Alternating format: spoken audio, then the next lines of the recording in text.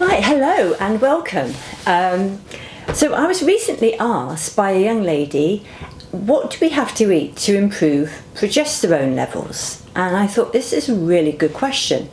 And I thought I'd approach this question for menopausal women because it's different to those who are going through their cycle. So that's what I want to talk about today, is how we can boost our progesterone levels and really why we need to, what happens when our levels are low. So everything sort of around that. So my name is Sam. I'm a nutritional therapist. I have Molly here, who I'm stroking at the moment, and Luna down there, and they are apt to the dogs. They are likely to bark, so please excuse interruptions. But yes, my aim as a nutritional therapist is to help women in their mid-years, going through the perimenopause, menopause, and after, to get through that period of life as easily and painlessly as possible. And so I hope to share little sort of tips and hints, not go into too much of the science, but just give a bit of background and really hopefully help you to get through this stage of life as easily as possible. So I've got my notes. So unlike estrogen, which we've spoken about a few times, where you have phytoestrogens, plant estrogens, you don't get progesterone in food. You have to get the building blocks to make it and supporting materials. So there's no easy eat this and you'll get progesterone. It doesn't work like that. So that's number one. And it does actually have an essential role in our bodies, more so than just fertility. So it is an essential daily requirement. And but like estrogen, when we go through the perimenopause and our ovaries start to finish their job, the progesterone drops as well, because it's produced in the ovaries predominantly. Thereafter, we produce it in the adrenal glands, which is the main source, which is those little glands just sitting on top of our kidneys. And then other tissues in the body as well, so there's some more sort of localized production that can occur. The main part is in the adrenal glands. So when we have low levels, we can start to get various symptoms, and these are very much the menopausal symptoms that women experience, like mood swings and anxiety, like hot flushes, night sweats, insomnia, bloating, some aches and pains, and water retention, this kind of thing, and also other things like weight gain I've got down. Even cellulite has been mentioned as a possibility that we can increase that if we've got low progesterone levels, and possible impact on the thyroid as well. So I haven't looked into that. I didn't look into it in any detail, so I just put that as a aside.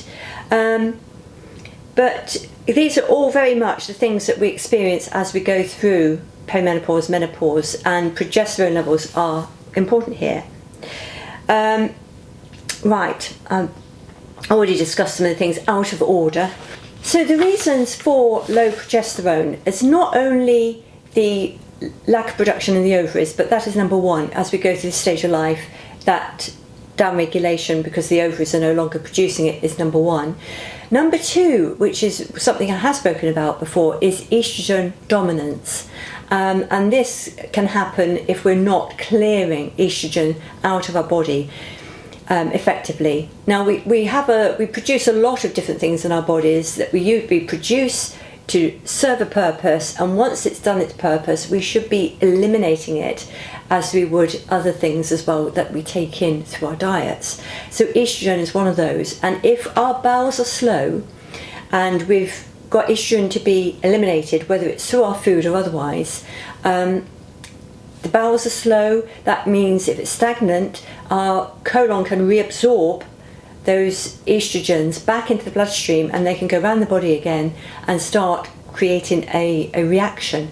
And this is where we find this estrogen dominance. So if we've got that happening, then progesterone in comparison will be low. So it's probably low to start with, and that is actually going to make that worse, because those two hormones do work together in this sort of symbiotic motion of when one's up, the other one should be down, and vice versa, particularly when we're going through that cycle, the monthly cycle. So that's number one. Possible poor diet can be an issue, but stress is another major factor for potential low progesterone levels. A lot of these steroid hormones they start from the same starting material, which is called pregnenolone, and cortisol, which is our stress hormone, also uses that raw material. So if we have a heightened stress level, our bodies are very adept at looking at saving our lives, and if we have that saber-toothed tiger chasing us, the stress is the hormone that the cortisol is the hormone that the body will want to produce to get us out of that life-threatening situation. And progesterone at this stage is not as important. So when we get really stressed and we have long-term stress, our progesterone can go down as a result of that, and so can other hormones too. Basically because it's using that raw material to make the cortisol. So that's another thing, high stress can be an issue. So we need to look at managing our stress levels. So they're the main, I would say, factors that can cause, let's just go back and see if I've got anything else. They're the main factors I would say that can be impact our progesterone levels. So let's have a look. The first thing we need to look at doing is, with our diet, what can we do to help this?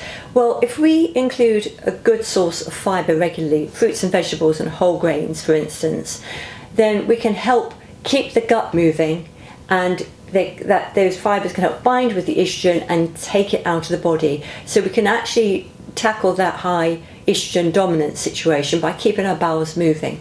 So that we've done gut videos before, and there's going to be more around that than just fibre, but here today we're talking about the progesterone and what we can do in alignment with that. So fibre to keep the estrogen going through the gut and out can be one of those factors, allowing that progesterone to do its job because it's not being dominated. So a couple of examples I've got here. Apart from that, I'd always go for fruits and vegetables as daily. Some oats might be helpful. Flaxseed might be helpful. Flaxseed, though, is a phytoestrogen, but you're getting the healthy fats and the fibre there as well. So that might be one to consider keeping in if you need to lower those food estrogens. You might want to perhaps reduce soy, for instance, if your levels are low. So quinoa could be useful there as well. B6, vitamin B6, this can be helpful for the metabolism of hormones and supporting the liver to break down the excess estrogen. So B6 functions there, helping to break down the excess estrogen and help the metabolism of these hormones through that pathway. And again, this is to avoid the estrogen dominance, so it's breaking down those excess hormones. And here we might have things like sunflower seeds, fish, turkey, dried fruit can be useful as well